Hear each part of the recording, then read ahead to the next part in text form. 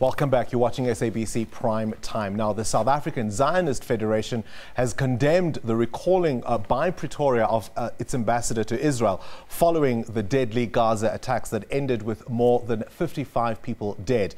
The Federation says South Africa is missing an important opportunity of playing a role in conflict resolution, adding that this is a victory only for extremism in the Middle East and calling on the South African government to reconsider its decision. We're joined now in studio by Ben Swartz from the South African Zionist Federation. Ben, good evening to you and thank you for talking to us. Let's start with your disappointment with the South African government.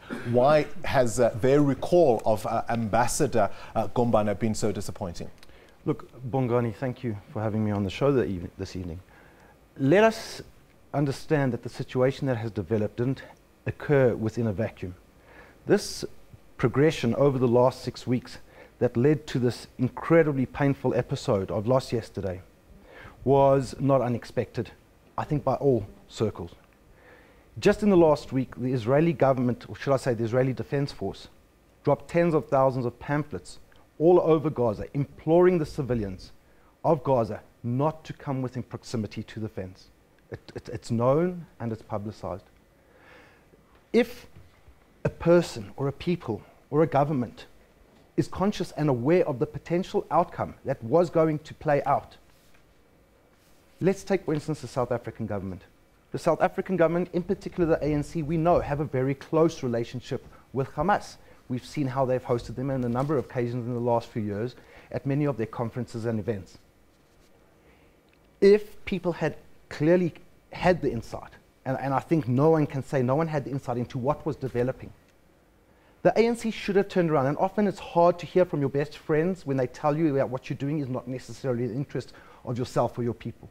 If the ANC had said, guys, take a step back, let's not push civilians onto this fence, let's not inflame people, then surely that was the solution to preventing this horrific incident on the border yesterday. Ben, I have to come in and say you will appreciate that in particular when it comes to the ANC and its history of struggle in this country, that's a very hard message to sell because those very things were said to the ANC when it protested against apartheid. Indeed. But I think we need to... So how can you expect them to have that same attitude? Indeed. If I may draw a very stark contrast to the ANC and its Freedom Charter, you can't conflate it with the Charter of Hamas. If you read the Charter of Hamas, it explicitly calls for the expulsion or the death of all Jews in that part of the world. Now, the ANC never adopted such harsh policies.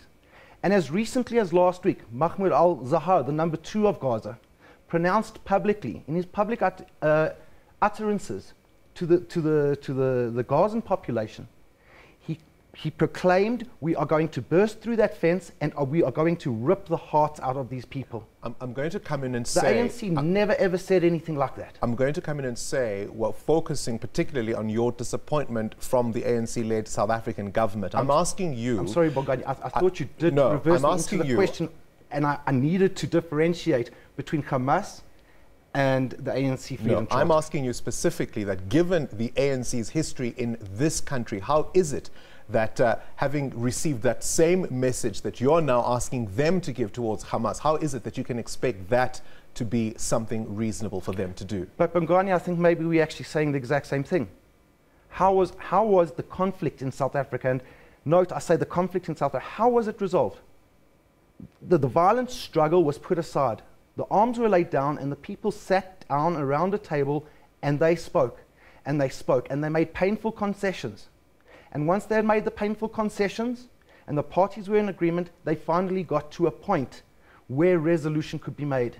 What we are seeing in that part of the world, and yes, we all understand and we see that Donald Trump's efforts has seemed to polarize things. Well, let me say the South African government's decision to do the same thing as Donald Trump and to unilaterally move into the other direction is achieving the same thing. It's moving the partners further and further away, and no one can get back to a point where we can hear one another and talk to one another and resolve these challenging and very painful issues. With respect, the South African government's role as a mediator in that conflict has never been one that was taken seriously, certainly not by the Israeli side. We don't have the leverage that the US might have. But coming back to the comparisons you were making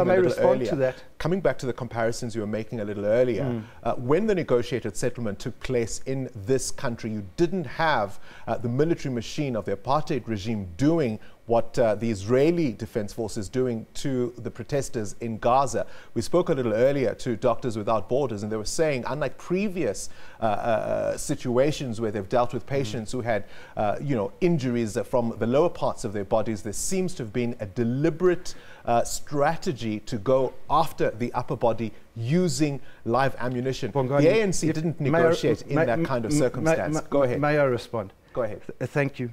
Bongani, I think we need to do a stark differentiation what was going on the Gaza-Israel border yesterday. First of all, we have to acknowledge that according to the entire world, the line that separates Gaza from Israel is a green line. It's a sovereign line.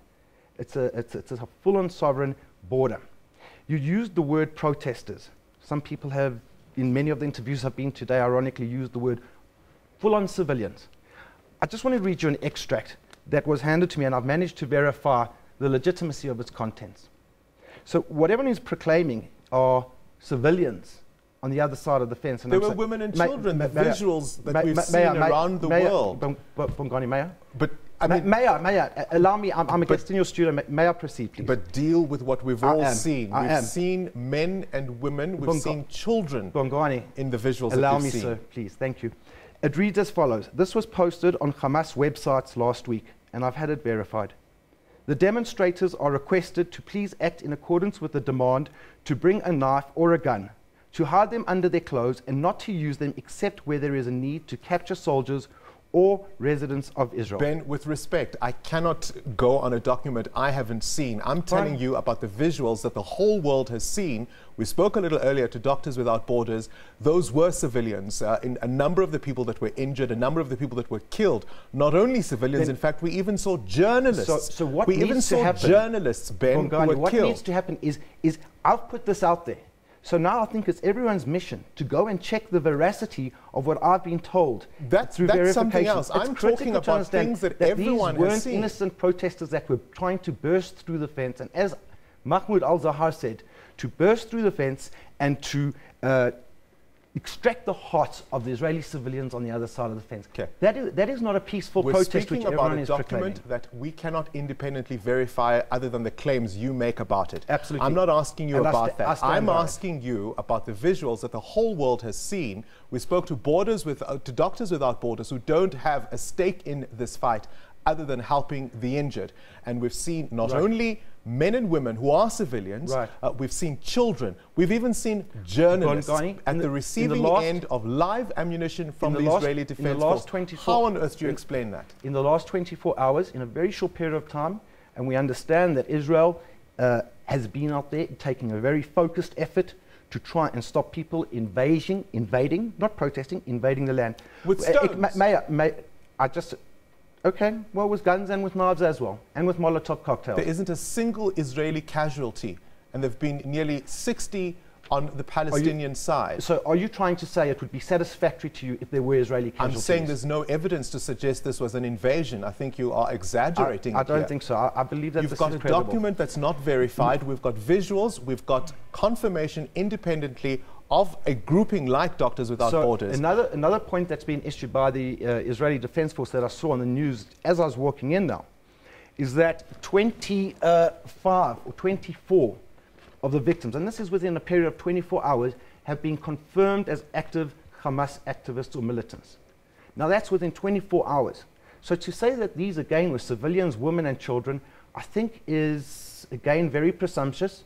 And doesn't fit the narrative of what I'm researching and what I'm hearing. It certainly doesn't fit your narrative, but as I'm saying to you, we've spoken to Doctors Without Borders who are not only battling to deal with patients who were injured yesterday, they're also battling because they don't have medical supplies because of the blockade. And I suppose as we wrap our conversation up, from a South African point of view, having emerged from apartheid and its atrocities and the overhandedness of the apartheid military machine, have you any sympathy with the idea that many South Africans are going to look at that conflict and they're going to be reminded of what took place here?